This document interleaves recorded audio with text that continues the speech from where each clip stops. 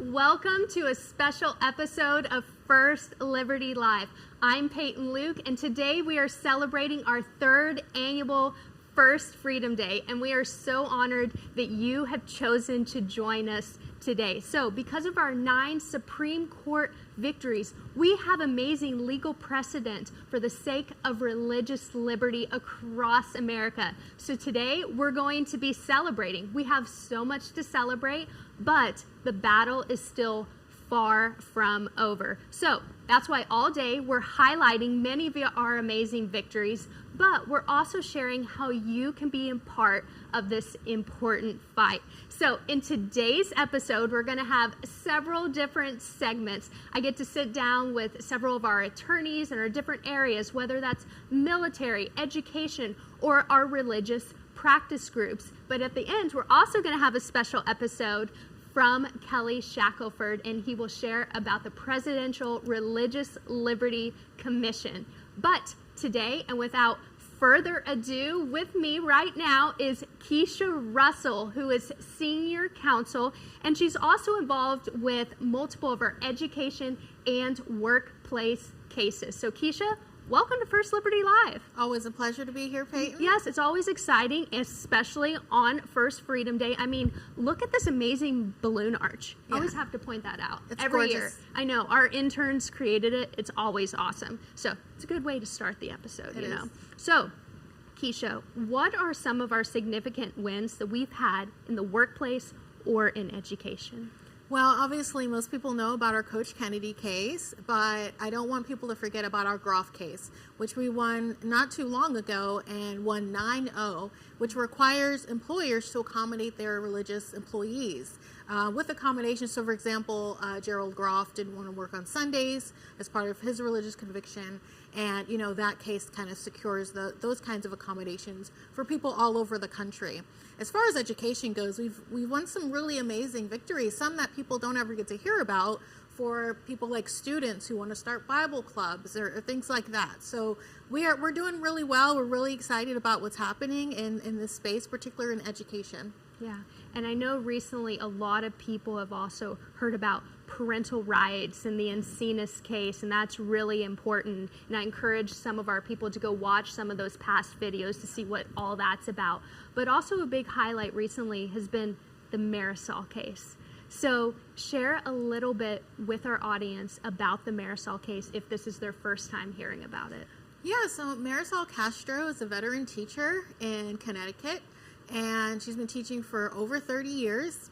And she's also Catholic, and she keeps a crucifix by her desk in her personal work area. And she was told by her school district she can't keep that crucifix there. So she was placed on administrative leave and basically punished for her religious convictions just for having a crucifix by her desk. So we had to file suit. We tried to work it out with the school district. It didn't work, and so we're in federal court right now trying to fight for Marisol's right to keep that crucifix by her desk and still be in the classroom with students. Right now she's being prevented from being in the classroom and doing the work that she loves just because she's a Catholic. Yeah, earlier you mentioned our Kennedy case, and that was one of our landmark Supreme Court victories, but it restored the ability for public school teachers, public, not just private, public school teachers and employees to freely express their faith. So how does the Kennedy case and decision impact Marisol's case? Yeah, that's a great question. So one of the things that the school district in Marisol's case says is that because the students can see the crucifix, that is a big deal, and that's an Establishment Clause violation. But we know that's not true, and the reason we know that is because in the Coach Kennedy case, that was one of the arguments of that school district, that because students could see him praying, that was a problem. And so we know that that argument isn't going to hold water here. And we also know that the Free Speech Clause requires the school district to treat Marisol Castro's crucifix the way they treat all the other teachers' private fixtures at their desks, their calendars, their family photos, their little baby Yodas, their New England Patriots memorabilia, whatever it is. The school district is required to treat her crucifix the way they treat everyone else's stuff. And so, and you know, that's very similar with what happened in Coach Kennedy as well, because as he's praying, everyone else is allowed to talk and do speak to their families, call someone, whatever it is. And just like they're allowed to do that, Coach Kennedy is allowed to pray and speak to his God. Yeah, I always find it so interesting that Marisol got in trouble about her crucifix, except other teachers are able to decorate their areas for their personality, like you were mentioning Yoda and Wonder Woman and New England Patriots. So it's so interesting with her case and what they decided to really focus in on to get her in trouble. But it's so encouraging that the Kennedy case can be used to help other teachers, just like Marisol. So Keisha, thank you so much for joining us today. It's always a pleasure. We're so grateful to have you on our team. Thank you for having me. It's always a pleasure to be with you, Peyton. Of course. So Keisha shared a little bit about Marisol's case, but now I want you to hear the story directly from Marisol herself. I always wanted to be a teacher since I was little. Marisol Castro has been teaching for more than 30 years. She cherishes these notes from her students. When I see that aha moment in the students, when they finally get something and they say, oh, that's why, oh, that's how you do it. As a devout Catholic, Marisol kept a small cross in her personal space near her desk for more than a decade. I always kept it, down low where it would be just mine. That one was given to me by an atheist woman whose husband died and he was Catholic. She felt weird about throwing it away and she said if I wanted it that I could have it. And I said, of course I want it. It's beautiful. It's an antique. When she's having a rough day as a teacher, she says it brings her peace and helps her keep life in perspective. But then she got a text.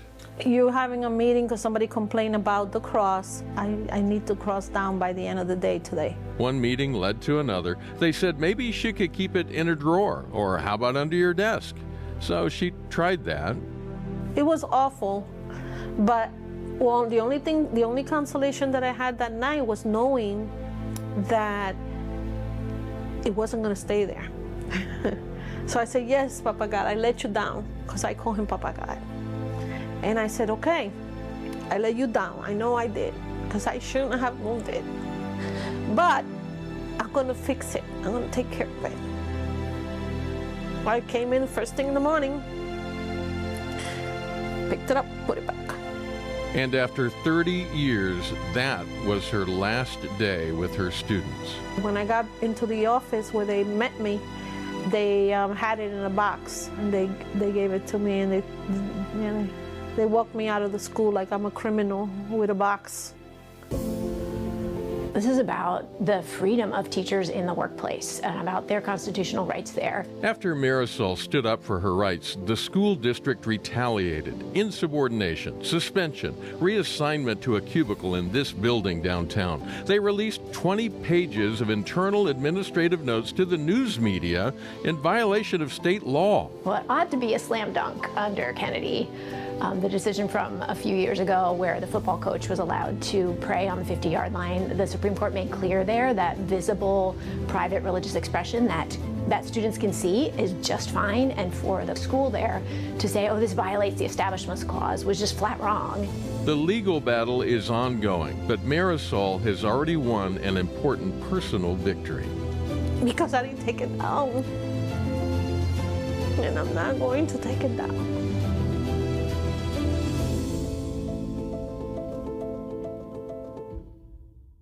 We're so grateful to be representing clients just like Marisol, and I feel like it's way different too when you get to hear directly from them. It reminds us that these are so much more than just cases. These are people with real, raw stories, and they're just like you, that just want to be able to live out their faith in their everyday life. So speaking of real and raw stories, my next guest I know can definitely speak to that with many of his clients. So Jeremy Dice is senior counsel here at First Liberty, but he is also the chair of our religious institutions and education practice group. So, hey, Jeremy. Well, thanks for having me. Of course. Always happy to have you. So we just watched the story of Marisol, and I know that your team has been so incredibly busy. Sometimes I can't even keep up with everything your team's doing. So busy.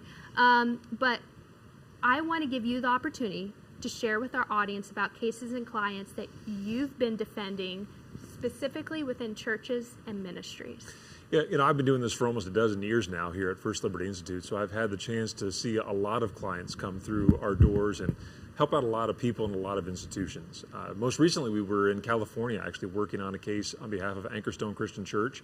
This is a little church of Taiwanese, Chinese Americans that are just trying to have a new church building, and the city of Santa Ana has really posed a lot of problems and really sort of thrown obstacles in the way to them even moving into the building that they purchased for millions of dollars. And so they're out the money to buy the property, and they're just sitting there with a property that can't be used for religious services. Well, thankfully, we were able to obtain a preliminary injunction that restrained the city of Santa Ana and stopped their unlawful actions. And then we went to mediation and resolved the case for them, including getting some money back in their pockets to help them get through the process now of being able to use that property, to remodel the property that they need to remodel, to be able to use it for religious worship. And what's encouraging about cases like that, and there are other cases like the Rock Church out in Colorado, where they're trying to help people who are temporarily displaced and need a place to sleep where it's not in the snow, and so they use RVs on the back part of their church property to help out with that. And again, we resolved that case through some good legal work, but also through some mediation efforts on behalf of the attorneys to make sure that everything works out, and that the cities can now be good partners with these churches to come alongside of them to do the important work that they do. What's critical about that, where I was headed with all that, is to say these are real human beings that have real ministries that are trying to do good things within their community.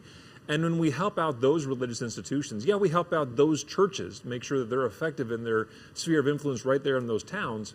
But we also open up opportunities for other churches to do the same thing in their neck of the woods as well. Speaking of people trying to do good within their communities, can you speak to the Gethsemane case and Pastor Castro? Yeah, in fact, I'm going there pretty soon for some depositions in the next couple of days. Look, this is right on the border of Arizona and Mexico. It's right down there, about a 5-iron away from the border, as a matter of fact, from there. And the city has been posing all kinds of problems with this church who just simply wants to provide food for those in need. In fact, they've gone so far as to ticket the pastor for handing out free food to people in need there. And even though the pastor brings in a semi-load of food to distribute there on the property, that's where the city has a problem. They've got issues with that. Well, they haven't ticketed the high school down the street that receives semi-loads of food for their Head Start programs. It's the same basic thing in the same district, the same zoning district that the city is trying to regulate. You can't say yes to the high school and no to the church. You've got to treat them fairly and equally, and that's all we've been trying to do. I think we're going to be successful in that case ultimately, but the city continues to push back on this effort by a simple church that has been providing food to its community for almost 30 years now, and suddenly they've grown oppositional to their efforts to do so. We're going to resolve that case favorably as well, I think. Yeah, it's so heartbreaking when you hear some of those cases, because these churches, they're just trying to reach out to the community and show the love that they have to share, and the city's keeping them from doing that. So thank you for fighting those cases. And speaking of which, you have been here for years, and so you've seen the ups and downs of clients and of legal cases, and just really been in the trenches. So why does the work of First Liberty matter?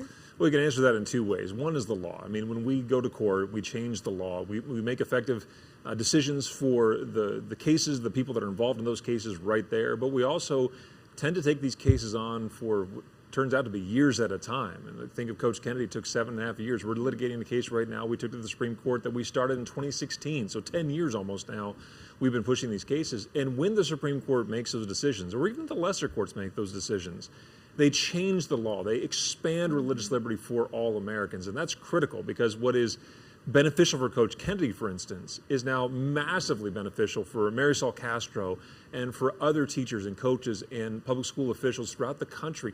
They now have more religious freedom than they've ever had in their lifetime because of the work that we did on the legal front of things. But also, let's not forget that the law is one thing, but let's not forget the people who are involved in these things. Arizona is a great example of that. Yeah, we want to make sure that Pastor Castro has the ability to hand out the food. That's his religious calling. That's important. That's the religious liberty argument that we're making.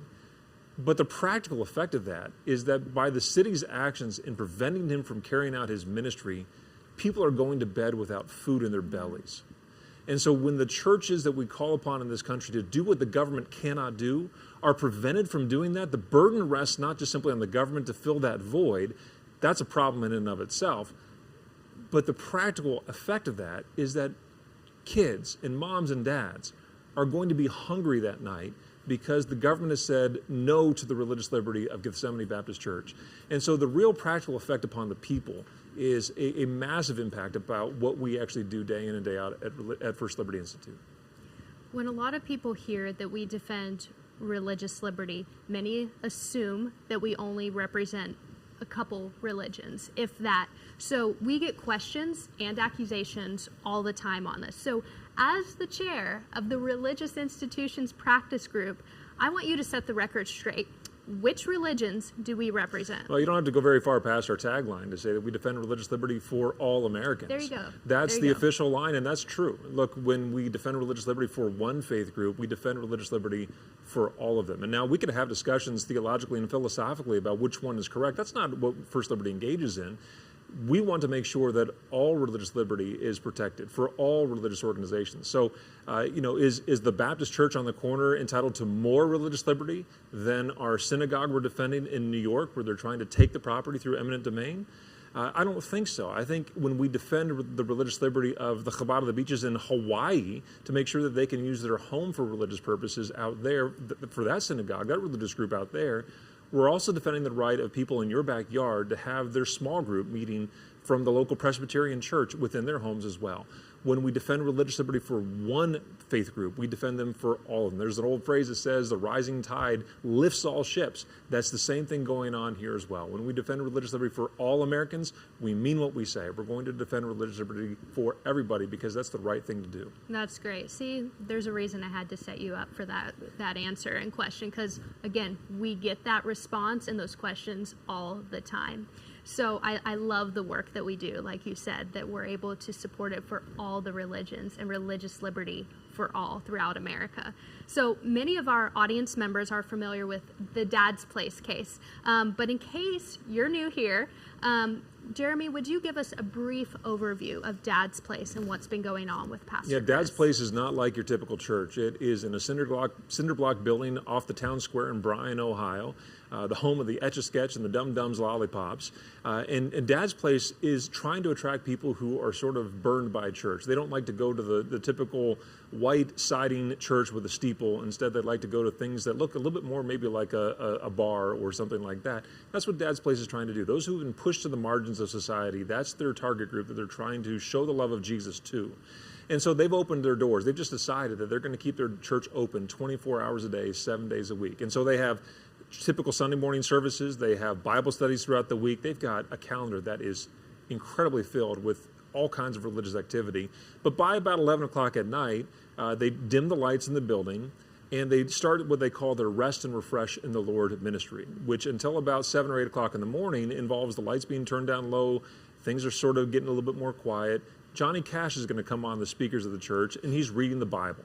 And so he starts in Genesis 1 at about 11 o'clock, and he finishes up about 8 o'clock at the end of Revelation. And this is a time for people to come in and just simply rest. Some choose to sleep during that time. Others choose to come and play cards. Others will make a sandwich in the middle of the night or just hang out with their friends and have a place to have a conversation. But the city of Bryan has a problem with this. They don't like the fact that people sleep in that church, which leads to all kinds of jokes about whether or not you're able to sleep in church and regulate it, but let's avoid that for now. The point is that they've put the fire chief on this church and said, well, you're not up to code. You need to have hundreds of thousands of dollars worth of fire equipment put in there, sprinkler systems, fire suppression systems that are going to sink the church's financial ability to be able to comply with that. And more importantly, they're not requiring that of other places where people sleep overnight in Bryan, Ohio. What do I mean? Well, I mean things like the motels in Bryan, Ohio. They don't have to have sprinkler systems put into their hotel rooms, and yet people sleep there, and the fire chief doesn't cause any concerns. Apartment complexes in Bryan, Ohio are not required to have a fire suppression system installed. They can allow people to sleep in their apartments without that kind of safety equipment involved, but the fire chief does not penalize them, or in this case, where Chris Avell is concerned, the pastor, criminally prosecute him for failing to have those things in place. And then there are senior living facilities, people who are, by the reason of age, less able to get into places of safety if an emergency occurs inside the building. Well, they're not required to have a fire suppression system in those senior living facilities. And yet the fire chief has gone, and the city at their insistence has sent the fire chief to Dad's Place to penalize them both civilly and now criminally because they don't have a fire suppression system. And all we're simply saying is, hey, we want people to be safe at Dad's Place. That's the church's entire mission. In fact, the pastor will tell you that he shares a similar concern with the fire chief. He's got concerns about an everlasting fire. And so he is dedicated to make sure those people are not safe just here physically right now, but also eternally. And he views that eternal fire to be simply more dangerous than the physical one right now. We're just simply asking the city to treat them fairly with everybody else in town. And we're now locked in litigation, both civilly and criminally, trying to make sure that they have the religious liberty to do just that. Yeah, it feels like it's criminalizing compassion. That's one line we say around here when we hear the story of Dad's Place. And it's in the middle of Bryan, Ohio, and so many of the videos that our team has captured, it's like it's in the middle of winter, and it's very low temperatures, and people were stuck outside. They had no other place to go, no other place to sleep, and they were going to freeze outside, potentially die outside if they didn't have the shelter of Dad's Place. So Pastor Chris is just incredible, standing up and you protecting him and his religious rights. Here again comes the issue of the real people behind the issue of religious liberty. Yes, we want to make sure Dad's Place has the legal right to be treated the same way as everybody else, but the practical outworking of defending Dad's Place has been, thus far, and we hope into the future, to make sure people who have literally nowhere else to go, there is no other shelter for them to go to during the middle of winter when it is negative degrees outside. People were sleeping in dumpsters and in their cars before Dad's Place showed up. The city has not offered an alternative. There is no other housing available to them in that town. The city officials have basically said, well, just go somewhere else, where that's not really an option. But here comes Dad's Place to say, come and rest and refresh in the Lord overnight. Come to our Bible studies or Sunday morning services, whatever it might be. What can we do to help you get back on your feet? This is what the church is doing to supplement what the government cannot do. And instead of receiving a thank you from the mayor, they're instead receiving a criminal summons from the fire chief. That doesn't seem to make a lot of sense to me, but it reflects the important work of religious liberty that we're doing on behalf of First Liberty Institute. Yeah, for sure. So we definitely need to continue to pray for our clients that are in those situations and the people that they're trying to help. So we're so glad that you're here and you're on our team helping defend these churches and religious institutions as they try to live out their faith and their religious convictions. So thank you, Jeremy. My pleasure.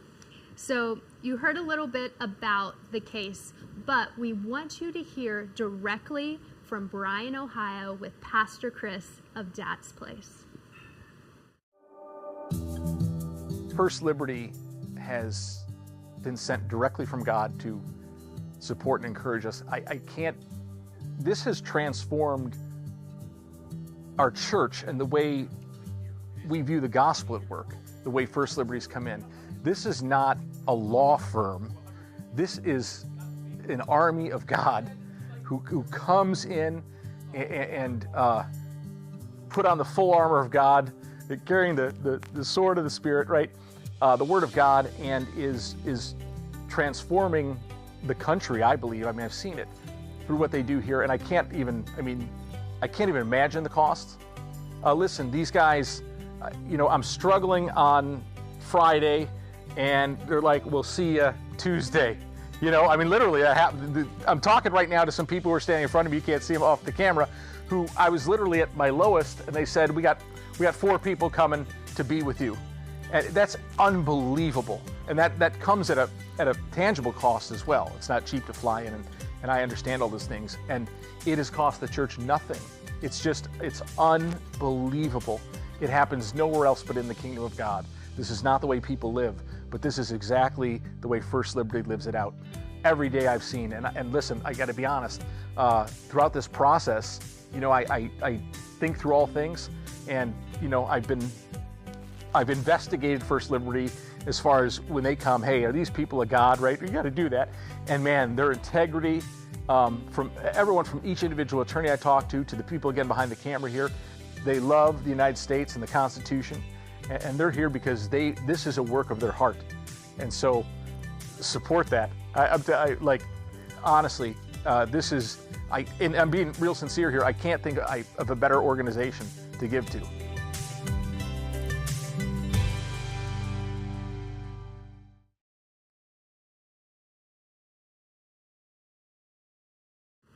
We are so blessed to fight alongside clients just like Pastor Chris. So our third guest today is Erin Smith, and she is our associate counsel who works within our military practice group. Erin, thanks for joining us on First Freedom Day. Hey, thanks for having me. Of course. I'm grateful to be here. Always fun, always fun. So let's dive right into our military cases. What are some significant wins that we have had in the military in recent times? Yeah, I think it's a really exciting time to get to be in the military practice group. So we've had a lot of wins, but there are a couple that I'll go ahead and mention. We've got our Navy SEALs case, which I'm sure if you've been following First Liberty stuff, you are very familiar with the Navy SEALs case.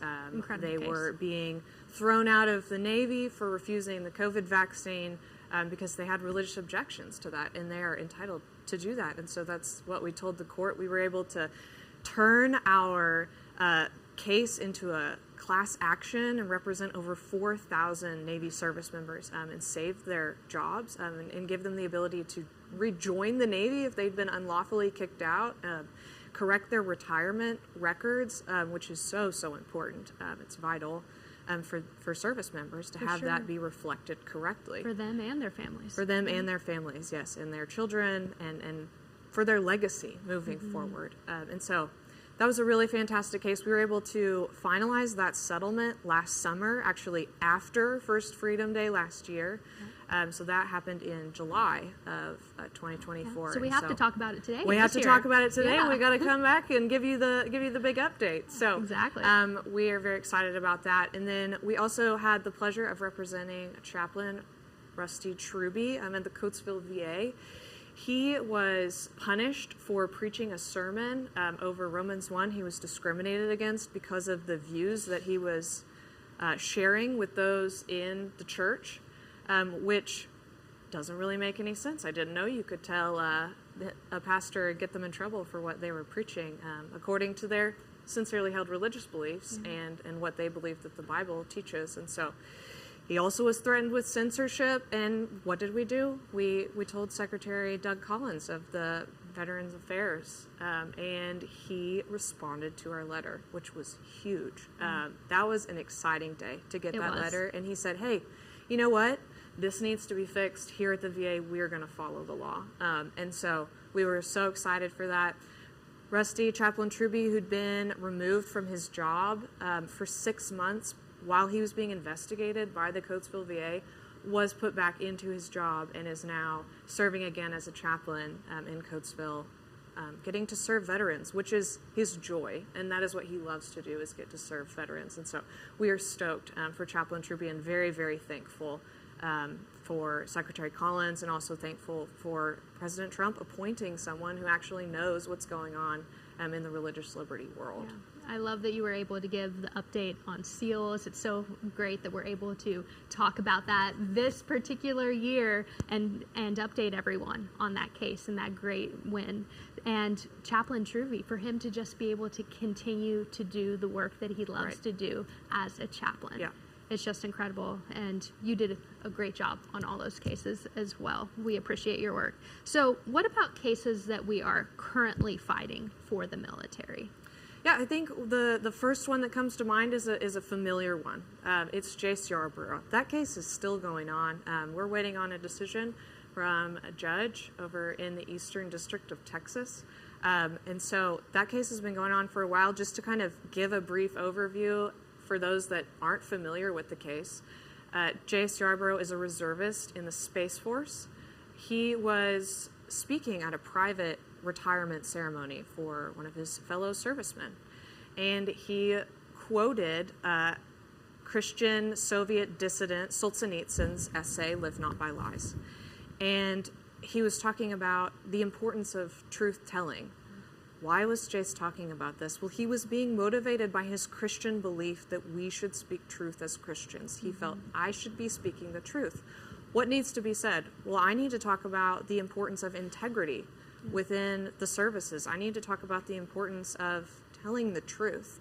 And one of the, interestingly, right, as a reservist in the Space Force, one of the core values of the Space Force is character.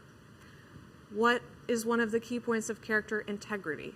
And so for all of the guardians out there that are familiar with the Space Force's core values, you'd be familiar with the fact that, hey, character is important. This is a core value. So he speaks on this. Someone complains that was in the audience, and it was, someone attending was upset by what he said. He ended up getting a letter of admonition, which is, for those of you that aren't in the military, not good and can be incredibly detrimental to your career. These things ruin careers. They go in your personal file and they stay there forever. And so we asked them to remove it. They refused. We said, well, we have to take this to court. And so that is currently something that we're fighting and fighting hard for. Yeah. But how dare he speak about truth? Right. Yeah. Not allowed. Not allowed. So for First Freedom Day, we're also celebrating how we're investing in the next generation. And later today, we'll have interviews with some of our interns, but you were a First Liberty intern. So Aaron, you could be a lot of different places, but what made you choose to come back to First Liberty and fight for religious freedom?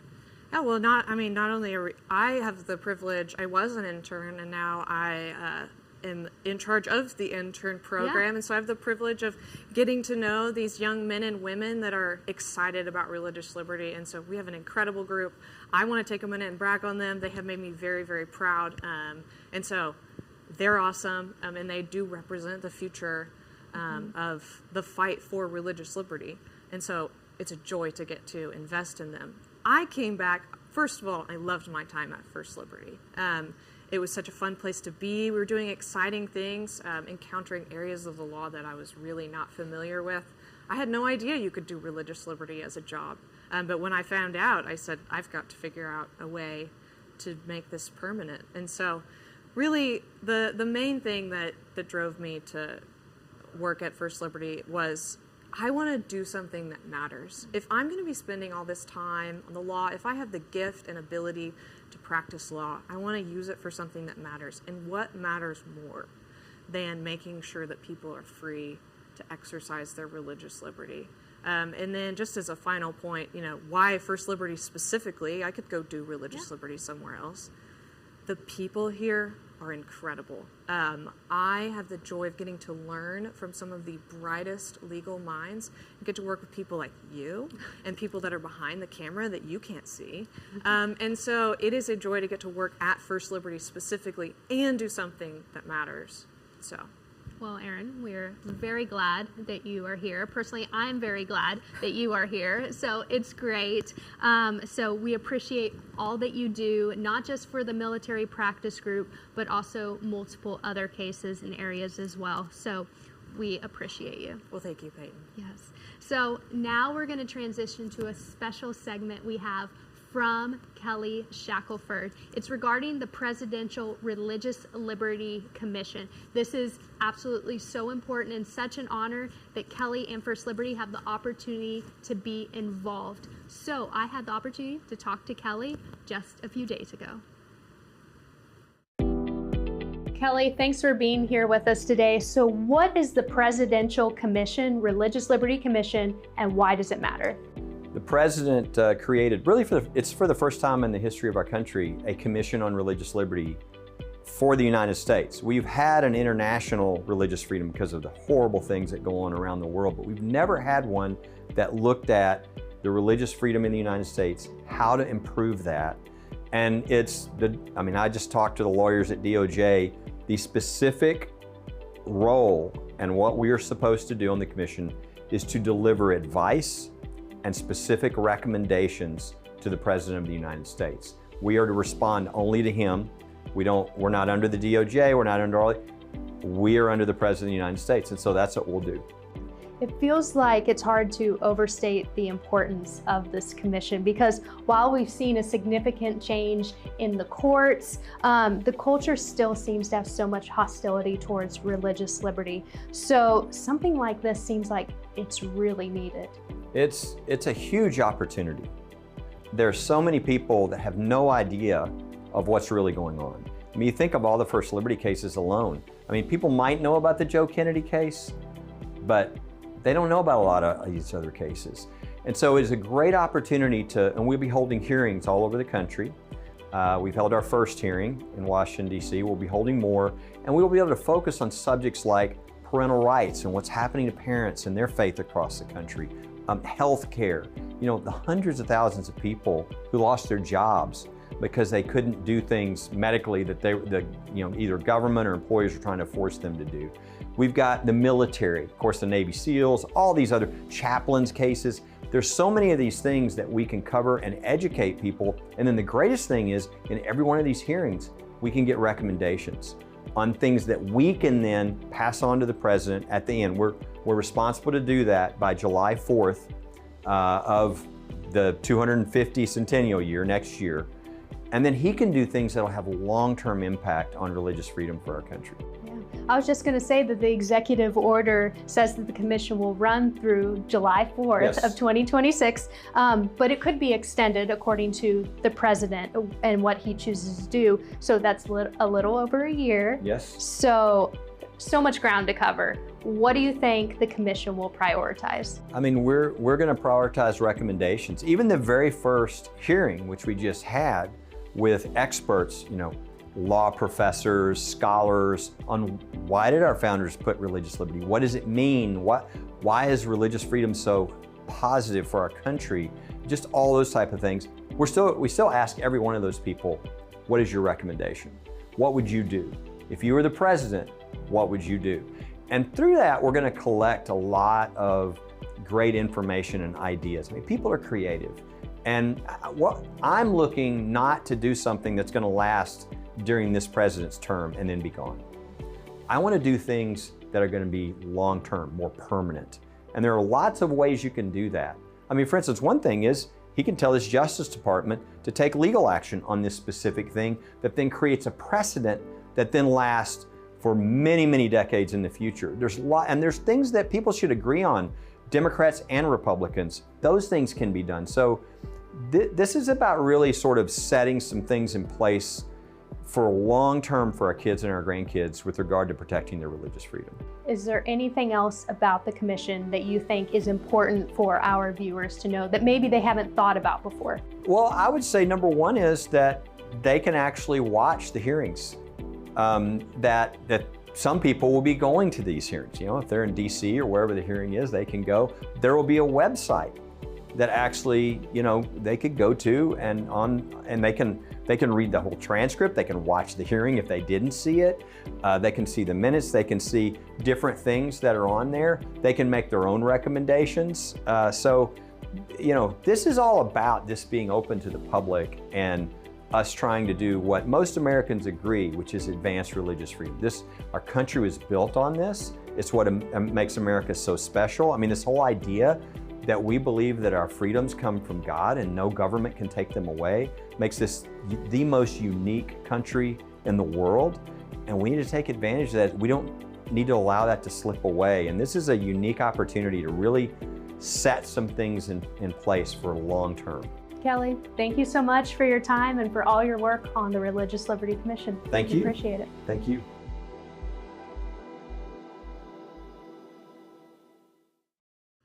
As Kelly mentioned, we are excited to see all that the commission will do, as well as the impact it will have on religious liberty in America. So if you would like to be part of that impact, today we have a generous $20,000 matching grant. So that means until midnight tonight, every dollar you give will be matched dollar for dollar up to $20,000. So you can make a difference in this fight for faith and be part of all those different cases that you heard Keisha and Jeremy and Aaron talk about in today's episodes. And our clients, they never receive a bill from us. That's something else that not everyone knows about First Liberty. Our clients never receive a bill from us. We cover all of that. So you can make a difference, and you can give by going to our website, firstliberty.org. You can look for the big red give button in the top right-hand corner.